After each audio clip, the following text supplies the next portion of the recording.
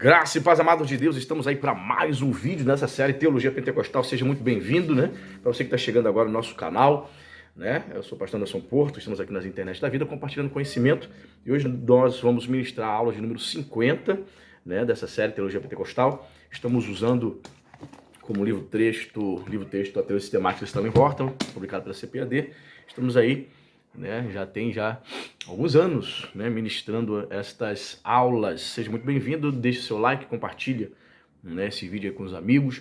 Principalmente você que é novo, peço que você dê uma olhadinha na nossa playlist, nós temos muita coisa boa aí, gratuita, né? Teologia para iniciantes, 86 videoaulas, Teologia Panorama do Novo Testamento, são 15 aulas, a gente falando sobre todos os livros do Novo Testamento. Temos também a série Teologia Paulina, curso de História da Teologia, História da Filosofia Cristã, muita coisa aí na playlist, totalmente gratuito. Então, aproveita, né? Aproveita, vamos estudar, vamos adquirir conhecimento. E lembrando a você, se você deseja ser nosso apoiador, note, ainda nós não temos ainda o clube de membros. Se você deseja ser nosso apoiador, participar do nosso grupo do WhatsApp, basta que você clique aqui no Apoia-se, aí embaixo, né? Tá fixado o link nos comentários. Link do Apoia-se, você entrar na plataforma, você vê que nós temos uma meta para alcançarmos, estamos quase chegando lá. Batendo essa meta, nós vamos começar a sortear livro de teologia para os apoiadores e você vai participar a partir de R$10. Pastor, quero abençoar seu ministério, eu sou uma pessoa que eu posso estar abençoando seu ministério a partir de 10, mas eu quero abençoar com 15, com 20, com 30, enfim, você vai estar abençoando aqui o nosso canal. Fazendo isso, vou colocar você aqui no nosso grupo do WhatsApp, que não é grupo para discussões teológicas, mas para divulgação, né? Divulgação das promoções, dos lançamentos, tá certo? E se você também deseja adquirir as obras que a gente divulga aqui, basta você nos ajudar. Outra forma de nos ajudar é clicando aí no link da Amazon, que você vai ver nos comentários. Clica ali, vai abrir a página da Amazon. O que você comprar, não é só os livros não. O que você comprar, uma caneta, já ajuda aí o canal, tá certo? Então vamos lá. Novo Testamento, né? Vamos falar sobre a Trindade no Novo Testamento. Para quem tem um livro, quiser acompanhar a gente, nós estamos na página 160. Diz assim o articulista. João começa o prólogo do seu evangelho com a revelação do Verbo. No princípio era o Verbo, e o Verbo estava com Deus, e o Verbo era Deus. João 1:1. Westcott era um comentarista bíblico, né? Observa que aqui João leva nossos pensamentos para além do começo da criação, no tempo, para a eternidade. O verbo era, o grego en, né? Pretérito imperfeito do verbo eimi, ser, do verbo ser, aparece 3 vezes nesse versículo, e mediante todo o versículo o apóstolo transmite a ideia de que nem Deus, nem o verbo grego logos tem começo. Sempre existiram em conjunto, e assim continua, né? Para você que talvez esteja iniciando aí e não saiba, mas o termo lá no original grego é logos, né? Foi traduzido por, no princípio, era o verbo. A palavra verbo lá no grego é logos. Algumas bíblias traduzem por, no princípio era palavra. Também você pode estar correta essa tradução. E esse termo logos, é um termo tomado, né, por empréstimo por João, da cultura grega. Os filósofos gregos utilizavam esse termo, mas não de uma maneira pessoal, como ele vem trazer, né? Logos, para João, não é apenas algo da mente, de algum tipo de mente inteligente, algum conceito de inteligência que a cultura grega designava. Para João, logos é a segunda pessoa da Santíssima Trindade, Jesus, né? No princípio era o logos, era Jesus. E Jesus estava com Deus, e Jesus era Deus. Nesse prólogo de João, esse primeiro versículo, ele já começa com os 2 pés na porta, dizendo que Jesus é divino. Porque na igreja para a qual ele está escrevendo, havia falsos mestres ensinando que Jesus não era divino. Diz mais aqui, a segunda parte do versículo continua. E o verbo estava com Deus, prostanteon, que é o termo grego. O Logos existe com Deus, em perfeita comunhão, por toda a eternidade. A palavra pros, com, preposição com, revela o relacionamento face a face, que o Pai e o Filho sempre compartilharam. A frase final de João é uma declaração nítida da divindade do Verbo. E o Verbo era Deus, né? A gente pode também atualizar e dizer, atualizar no sentido de interpretar, né? e o verbo era Deus, o verbo continua sendo Deus, Jesus continua sendo Deus, né? João continua a revelar-nos que o verbo entrou na história, João 1,14, como Jesus de Nazaré, né? O verbo se fez carne, sendo ele mesmo o único Deus que está ao lado do Pai. E o verbo tornou o Pai conhecido, João 1,18. O Novo Testamento revela, ainda que pelo fato de Jesus Cristo ter compartilhado da glória de Deus toda a eternidade, ele é objeto da adoração reservada somente a Deus. Para que o nome de Jesus se dobre todo o joelho dos que estão nos céus e na terra e debaixo da terra, e toda língua confesse que Jesus Cristo é o Senhor, para a glória de Deus. Então você percebe que as Escrituras em todo o tempo descrevem Jesus como divino, né? A segunda pessoa da Santíssima Trindade. Embora isso não é de agora, né? Isso é desde os primórdios, sempre existiram grupos usados por Satanás que tentam negar isso. Os grupos, né? O grupo mais importante, mais conhecido, digamos assim, nos dias de hoje, que nega a divindade de Jesus, são os testemunhos de Jeová. Estão presentes em muitos países do mundo. Qualquer região do Brasil, os caras parecem onipresentes, estão ali andando de duplinha em duplinha, ou parados. Eu tenho visto muito aqui em Araruama isso, né? Eles ficam parados em pontos estratégicos, geralmente ponto de ônibus, colocam ali uma espécie de monstruário, né? Duas senhoras, uma jovem, uma senhora, onde eles expõem ali os seus materiais, né? Onde eles expõem ali suas impressões, seus livros, suas revistas, tudo muito bem acabado, colorido. Eu me lembro que, quando eu era criança, o Testemunho de Jeová batia na minha porta, eles tinham aqueles livros, né? Cheio de heresias, mas tudo bem colorido, o homem no paraíso terrestre, junto com os animais. E aquilo assim desperta, principalmente criança, né? Os olhos, aquelas gravuras. Mas enfim, quando você vai conferir o conteúdo, nós temos ali inúmeras heresias. E uma das principais é a negação da divindade de Jesus e dizer que a doutrina da Trindade é um termo pagão. Eles gostam muito de usar essa expressão. Eles gostam também de dizer que a palavra Trindade não existe na Bíblia. Muitas coisas não existem na Bíblia, isso não significa que esteja errado. Por exemplo, a palavra livre-arbítrio você não encontra na Bíblia, mas você vê presente em todas as Escrituras o conceito da liberdade que Deus concede ao homem, que a gente chama de livre-arbítrio, né? Diz mais aqui, foi através do verbo eterno, Jesus Cristo, que Deus Pai criou todas as coisas. Jesus se identifica como o soberano eu sou. Em João 8,59, os judeus sentiram-se impulsionados a pegar em pedras para matar Jesus em virtude dessa reivindicação, que é um texto que é uma pedra no sapato dos testemunhos de Jeová, dos arianos, né? Seguidores diários que negam a divindade de Jesus. Porque João 8,59, Jesus reivindica claramente, se identifica com Abraão, se identifica no sentido de que no tempo de Abraão, Abraão me viu. Abraão viu, né, o meu dia e se alegrou com isso. Ou seja, Jesus se declarando o próprio Deus ali. E eles perguntam, você não tem nem 50 anos.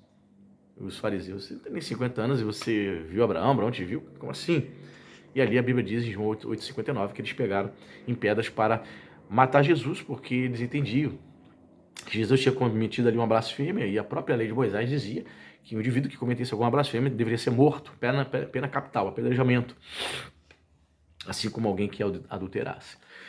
É uma pedra de sapato, essa passagem, esse texto ali, né, eles precisam de camisa de força, eles precisam se desdobrar em muitas distorções teológicas para poder negar que Jesus reivindicava ali, naquele momento, a sua divindade, né? É uma pedra de sapato para os testemunhos de Jeová. Tentaram fazer a mesma coisa mais tarde, depois de haver ele declarado em João 10,30, eu e o Pai somos um. Os judeus que o executaram consideraram-no blasfemo, abre aspas, sendo tu homem, te fazes a Deus a ti mesmo, João 10,33. Paulo identifica Jesus como o Deus que provê todas as coisas. Ele é antes de todas as coisas e todas as coisas subsistem por ele, Colossenses 1,17. Jesus é o Deus forte, que reinará como rei no trono de Davi e o tornará eterno, Isaías 9, versos 6 e 7. Seu reconhecimento é perfeito e completo. Pedro falou assim a nosso Senhor, Senhor, tu sabes tudo, João 21,17. O próprio Cristo disse, todas as coisas me foram entregas por meu Pai, e ninguém conhece o Filho, senão o Pai, e ninguém conhece o Pai, senão o Filho, e aquele a quem o Filho quiser revelar. Veja, em todo o tempo, principalmente nos escritos de João, né, que foi escrito para afirmar, reafirmar a divindade de Jesus, Em todo tempo, Jesus faz declarações claras do seu nível de comunhão, de intimidade, de conexão com o Pai, né? Declarando em todo tempo que ele conhece o Pai, de que tudo que ele faz, o Pai afirma, concorda, né? Ele faz a vontade do Pai, sua comida, sua bebida consiste em fazer a vontade do Pai. Enfim, uma comunhão plena que designa a divindade do Senhor Jesus, né? Jesus agora está presente em todos os lugares, né? Mateus 18, 20, e é imutável. Hebreus 13, 8 diz isso. Ele compartilha este título com o Pai, o primeiro e o último, né? Jesus é o nosso Redentor, em Apocalipse 1, 17. Jesus é o nosso Redentor e Salvador. Nossa vida e luz, João 4. Nosso pastor, João 10, 14. Aquele que nos justifica, Romanos 5, 1. E virá em breve como Rei dos Reis e Senhor dos Senhores, Apocalipse 19, 16. Jesus é a verdade, o Consolador, cujo conforto e ajuda transbordam em nossa vida. Isaías também o chama nosso conselheiro. E ele é a rocha. Ele é santo. Aí está sendo aqui vários versículos, né? E habita naqueles que lhe invocam o nome. Romanos 10, 9 e 17. Tudo quanto se pode dizer a respeito de Deus Pai, também pode ser dito a respeito de Jesus Cristo. Em Cristo habita corporalmente toda a plenitude da divindade. Paulo faz essa declaração. Em Cristo habita toda a plenitude, toda a completude da divindade. Ou seja, em Cristo, Jesus é divino para Paulo. Cristo é sobre todos, Deus bendito eternamente, Romanos 9,5. Jesus falou de sua plena igualdade com o Pai. Quem me vê a mim, vê o Pai. Eu estou no Pai e o Pai em mim. Infelizmente, até muitos teólogos, até pastores não creem na Bíblia, né? E muitos teólogos e pastores se dizem cristãos, hein? Vai vendo. Olham esses textos e diz que o Evangelho de João foi corrompido, o Evangelho de João sofreu influência helênica, logo esse conceito de que Jesus é divino foi criado pela igreja tardiamente, né? Foi influência pagã, blá, blá, blá, um monte de coisa. Rapaz, vou dizer uma coisa. Todos esses teólogos e pastores que começaram na pureza, crendo na palavra, no que a palavra de Deus diz, e posteriormente, né, se desviam, né? Posteriormente começam a negar claramente a Bíblia Sagrada. Esses caras vão se perdendo, né? E se estão à frente de igreja, que é o pior, né? Esses caras não têm mais o poder. Esses caras não têm mais o poder do Espírito Santo. Estão desviados, né? Apostataram da fé e nem perceberam, infelizmente. Jesus reivindicava a plena divindade para o Espírito Santo. Disse Jesus, e eu rogarei ao Pai, e ele vos dará outro Consolador, para que fique convosco para sempre. João 14, 16. Ao chamar o Espírito Santo, Halão, Paracleton, outro ajudador do mesmo tipo que ele mesmo. A palavra Halão, Paracleton, né? Tem sentido. Outro do mesmo tipo, outro da mesma espécie, né? Porque a palavra outro também pode... tem outra palavrinha no grego que é traduzido por outro. Quer ver qual é a palavra? Héteros. A palavra héteros, né? Palavra que você conhece bem. Quando você diz assim, eu sou heterossexual, significa que você gosta de pessoa de outro sexo. O homem gosta de mulher. Homossexual, pessoa que gosta da pessoa do mesmo sexo. Homo significa mesmo. Né? Então, quando aparece o termo lá, Jesus dizendo, eu rogarei ao Pai, ele vos enviará outro Consolador, Allos, Parácleton, ou seja, é outra palavra grega que também é traduzido por outro. Também pode ser traduzido pela palavra portuguesa outro. Outro, não igual. Ele não usa o termo homo. Não. Né? Ele usa o termo allos, outro ajudador do mesmo tipo. Assim como a palavra também heteros. Outro. Diferente. Jesus afirmou que tudo quanto pode ser afirmado a respeito de sua natureza pode ser dito a respeito do Espírito Santo. Por isso, a Bíblia dá testemunho da divindade do Espírito Santo como a terceira pessoa da Trindade. O Salmo 104, verso 30, revela o Espírito Santo como Criador. Envias o teu Espírito e são criados, e assim renovas a face da terra. Pedro se refere a ele como Deus, Atos 5, né? Verso 3 e 4. E o autor da Epístola aos Hebreus chama o Espírito Eterno, Hebreus 9, 14. Naquele episódio de Ananias e Safira ali, Atos 5, né? Verso 13 e 4, Pedro diz, né, para Ananias, né, por que mentiste, né, para Safira, né, por que mentiste ao Espírito Santo? Por que você mentiu? Ou seja, você só pode mentir para uma pessoa, né? Se o Espírito Santo não fosse uma pessoa, não tem como você mentir. Você não tem como mentir para a caneta. Eu vou mentir para essa caneta, para esse objeto. O Espírito Santo não é uma energia ativa, como diz o testemunho de Jeová. Não é um objeto. O Espírito Santo é uma pessoa, por isso você pode mentir a ele e entristecer ele. A exemplo de Deus, o Espírito Santo possui os atributos da deidade. Ele tem conhecimento de todas as coisas. O Espírito penetra todas as coisas, ainda as profundezas de Deus. Ninguém sabe as coisas de Deus, senão o Espírito de Deus. Ele está presente em todos os lugares. Embora o Espírito Santo distribua dons entre os cristãos, ele mesmo permanece sendo um só. Olha, 1 Coríntios 12, 11. Ele é constante na sua natureza. Ele é a verdade, João 15, 26. Ele é o autor da vida, João 3, verso 3. Mediante o renascimento e a renovação, Tito 3, 5, e nos sela para o dia da redenção. O Pai é nosso santificador, 1 Tessalonicenses 3. Jesus Cristo é nosso santificador, 1 Coríntios 1, 2. O Espírito Santo é o nosso santificador. Percebe? Várias ações, né, podem ser tanto designadas quanto ao Pai, ao Filho e ao Espírito Santo. O Pai nos santifica, o Espírito também, Jesus. O que mais aqui? O Espírito Santo é o nosso conselheiro, João 14, 16. E habita naqueles que o temem, 2 Coríntios 6, 16. Em Isaías 6, verso 8 e 10, o profeta indica que Deus está falando. E Paulo atribui a mesma passagem ao Espírito Santo. Atos 28, 25, 26. Entendeu?